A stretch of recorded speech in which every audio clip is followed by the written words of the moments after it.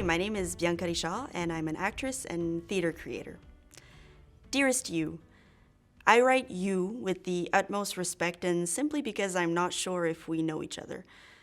On this World Theater Day for Children and Youth, I wanted to share with you my top 5 favorite theater anecdotes related to youth. They're not written in order of preference. Here we go. Christmas time in Notre Dame. I couldn't share my experience with theater without first talking about my own childhood. I grew up in a small, predominantly French-speaking Acadian community in southeast New Brunswick.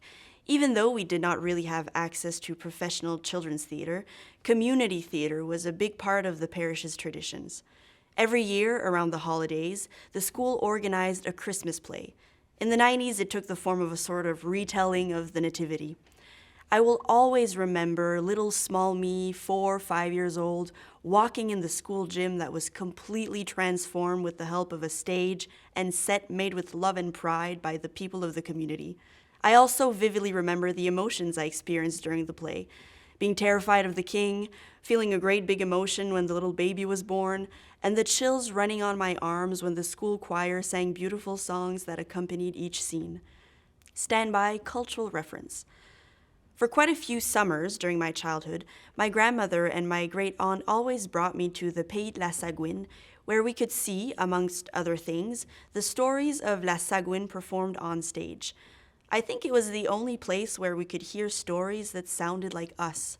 I remember telling myself that her stories must have been very important because the spectators always stood up in applause even before the show started, as soon as the Lady Sagouine entered the space.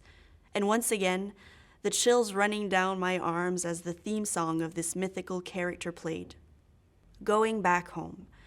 Through my career, I often find myself doing theater workshops in school. At one point, my old school, the one with the nativity plays, asked me to help a small group of students who were very motivated to put on a play. Of course, I accept. Together, we chose a short play, explored the joys of creating a character, discovered that, yes, we can sing a song and invent choreography if that's what our hearts desire.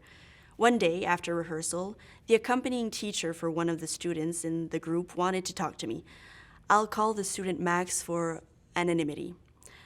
I have to tell you, Max never liked reading. It's always been a challenge for him. But since he started working on this play, he loves it. I think he realized that the characters in the book are like characters in a play. He can act them out and have fun with it. It opened up a whole world of possibilities for him. This one is short. At some point, I also had the chance to teach weekly theater classes at Capitol Theatre Academy in Moncton. For quite a few years, I taught the bilingual class for teenagers. The first class of every semester, I always asked the participants what they liked about theater or why they were interested in it. One answer that will stay with me forever. When I'm on stage, I feel like I have the right to exist. The wolf that needed help. A little context. When our company, Théâtre La Cigogne, was still active, hello to my colleagues and friends, we wrote a children's puppet play called Ronnie, the Tale of a Misunderstood Wolf. It was the story of a little vegetarian wolf who needed help finding his family, but everyone was afraid of him because of the wolf's reputation of being big and bad. The play was a self-supporting play, so we could perform practically anywhere, libraries, parks, parking lots. During an outdoor performance in a park in Moncton, while Ronnie the wolf was in a moment of distress, he proclaimed in a melodramatic way, "I ran without really knowing where to go. I asked myself, why is it that no one wants to help me? Life is sometimes so cruel." And without skipping a beat, no hesitation, a child in the crowd yells out, "I want to help you." Well, there it is. I hope that this letter will inspire you to also remember beautiful memories of children's theater or memories from your own childhood. Perhaps it will lead you to think about the importance of this aspect of theater, which to me often seems neglected, as if people were expected to suddenly develop an attachment to theater in adulthood. I don't know. For me, theater is the ultimate art of empathy. It's where people can share their stories, their point of view. Theater is where I have felt the most pride, the most joy, the most sadness with loved ones and with complete strangers.